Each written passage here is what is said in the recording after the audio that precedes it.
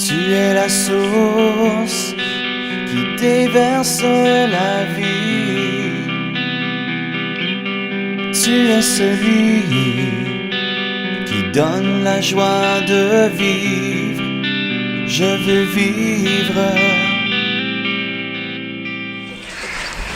Bonjour à tous, je suis William, j'ai 21 ans et j'ai connu le Christ le 6 août 2016. Donc je viens pas d'une famille chrétienne, mais je l'ai rencontré en fonction des circonstances de ma vie. Et comment je l'ai rencontré? Cet été, l'été dernier, en 2016, je faisais un stage à Barcelone, à Murcia, en Espagne, et puis j'avais décidé de faire une retraite spirituelle avec des chamans et une équipe de psychologues, parce que j'étais intéressé par la purification de l'âme et des effets que ça pouvait avoir, et c'était légal en Espagne. Donc j'ai fait ça, c'était en deux soirées. Donc la première soirée, on avait pris une drogue, donc je ne citerai pas le nom, et bon, il ne s'est rien passé pour moi, j'ai juste eu un état d'ébriété. Et puis la deuxième soirée, par contre, là on avait fait une sorte de rituel dans la journée, dont je n'étais pas vraiment au courant des conséquences.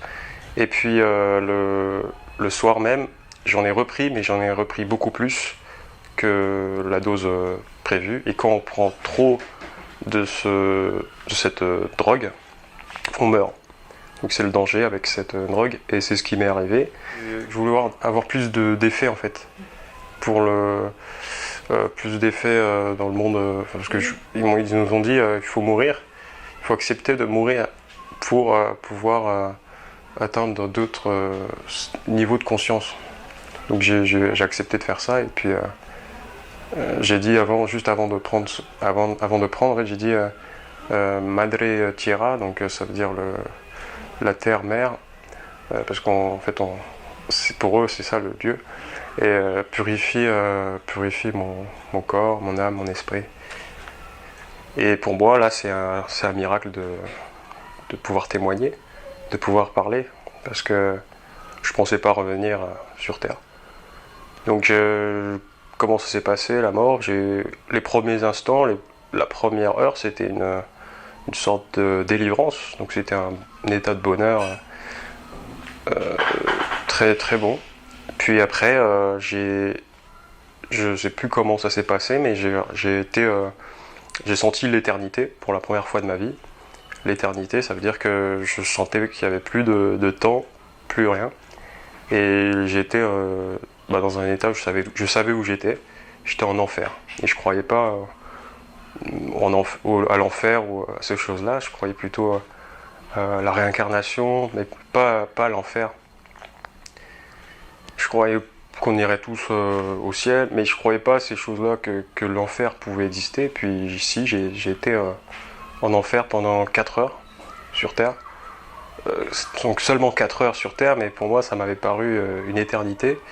J'ai été tourmenté sans arrêt, c'était toujours la même scène qui revenait sans arrêt. Donc je me faisais des fois violer par des démons, c'était des démons, et c'était toujours la même scène. Et si je montrais un signe de résistance, ça s'empirait, mon niveau de peur s'empirait, et j'étais obligé à chaque fois de céder pour rester en fait en enfer. Parce que je pouvais pas sortir, il n'y avait aucun échappatoire. Et à la fin, j'ai dit Jésus-Christ. J'ai chuchoté Jésus-Christ parce que j'ai essayé. On m'avait dit une fois Jésus sauve, donc j'ai dit Jésus-Christ. Et je me rappelle pas comment ça s'est passé, comment j'ai été délivré, mais le matin j'étais là.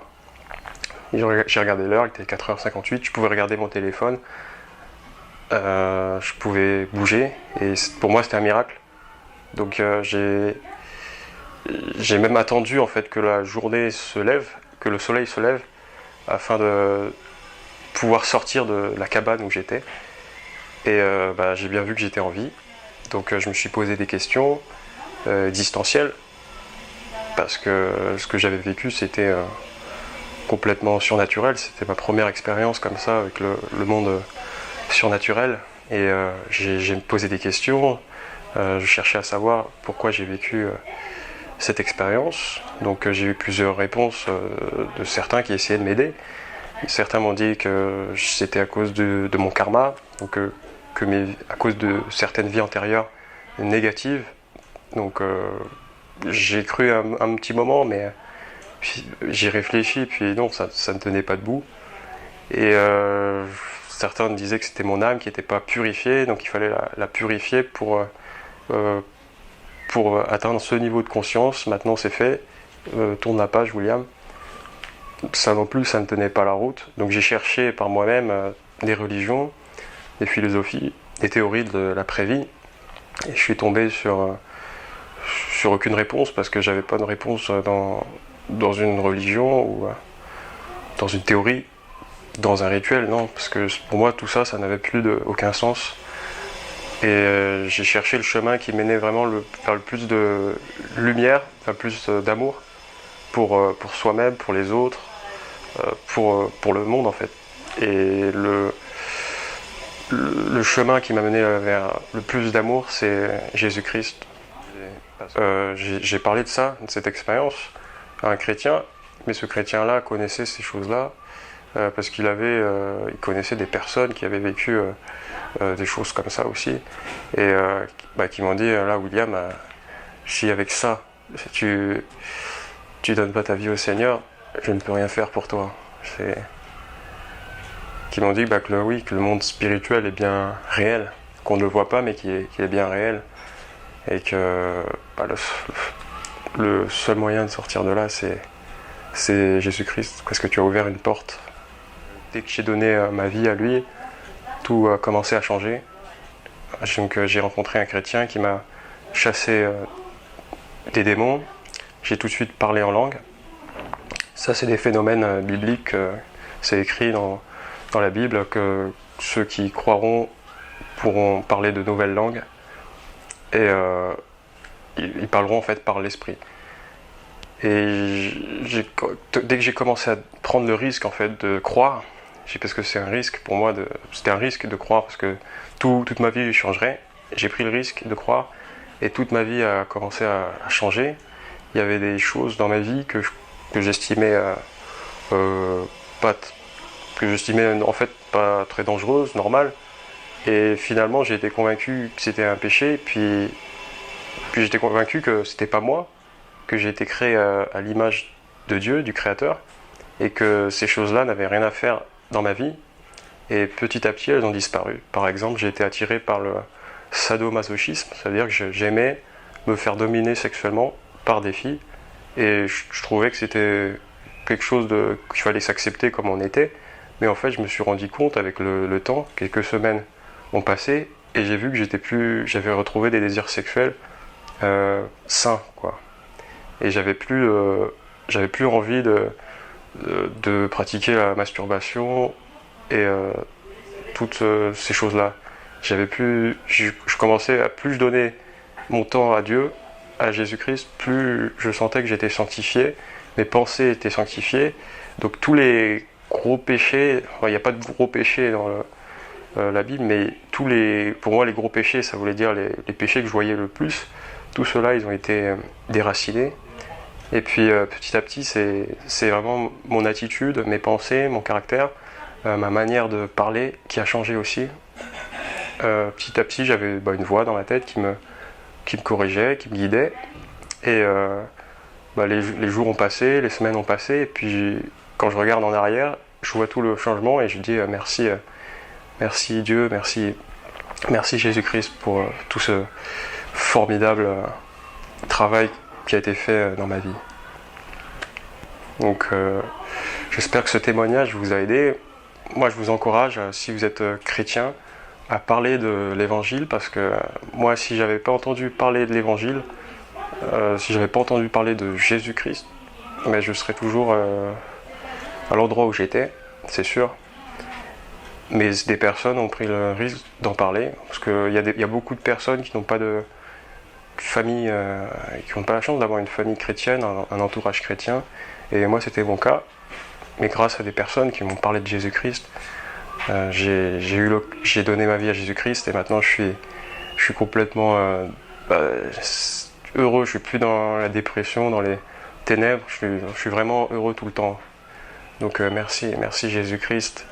Et je vous encourage à maintenant, si c'est pas votre cas, juste prendre le risque de croire, prendre le risque d'essayer au moins de dire s'il y a un créateur, un Dieu qui régit tout l'univers et qui peut rendre ma vie encore meilleure. S'il y en a un, moi je veux le connaître, je veux prendre le risque de le connaître s'il y en a un.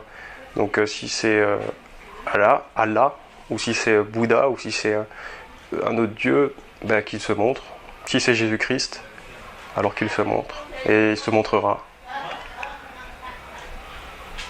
Donc merci, j'espère que ce témoignage vous a été utile, et je vous dis à tous, soyez richement bénis. Amen.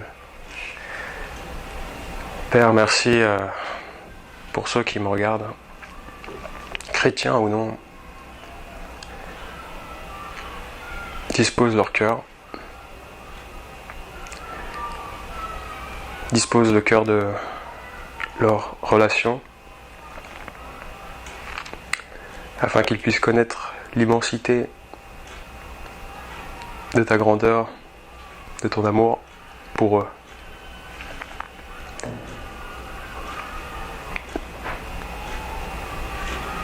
Que tu leur fasses comprendre que tu es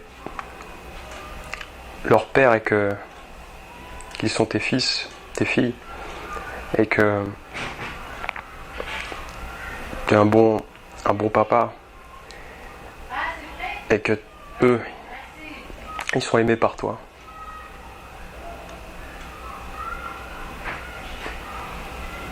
Et ils t'aimeront. Merci Père pour leurs âmes. Amen.